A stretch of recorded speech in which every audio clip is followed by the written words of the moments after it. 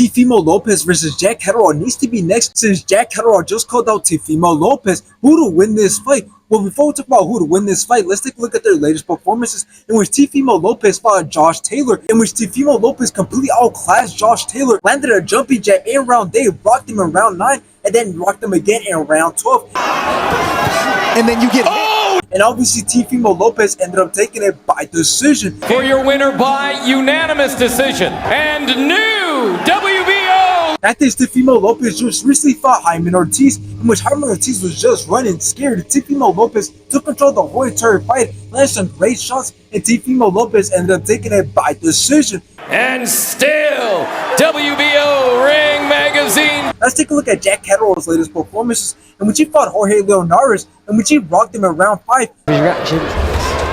Oh, good backhand. Good left hand as well. Used his jab very well, completely outlanded Jorge Leonares, in which Jack Catterall ended up taking it by decision. The WBA Intercontinental Super Lightweight Champion. After he went to rematch Josh Taylor, in which both went back and forth, both had some great shots until Jack Catterall rocked Josh Taylor in round 11, and Jack Catterall ended up taking it by decision. Now, this fight honestly makes a lot of sense for it to happen next after Teofimo Lopez has this fight with Steve Claggett, because Jack Catterall has been doing very good as he's on a 3-fight winning streak, which if you believe that he beats Josh Taylor in the first fight, considering that he did drop Josh Taylor and the fight did end in split decision, that he's actually undefeated considering that that's his only loss. And when we look at Teofimo Lopez, he's also been doing very good as he's on a 4-fight winning streak and he only has 1 loss. So it's as if both men are in the same position record-wise. So now who actually wins this fight? Well, it's clear that Jack Catterall definitely has power because he has been able to hurt his last 5 opponents, even dropping some of those opponents multiple times in their fight. But it sucks that he's not able to finish his opponents, because that would be crazy, because if he's able to drop his opponents, just imagine how high his knockout rate will be if he would have been able to stop those opponents. And as for Teofimo Lopez, well, we all know what Teofimo Lopez has to offer, since he is arguably one of the best boxers in the division, and his boxing IQ is highest in the division, since he is so good and he knows what to do when he's on the back foot and also when it comes to putting pressure. So in the end, if this fight does end up happening, it could mean bad news for Teofimo Lopez, since we have seen Teofimo Lopez get dropped by George Kambosos and by Sander Martin. So this is why I'm saying it could be bad news for Teofimo Lopez,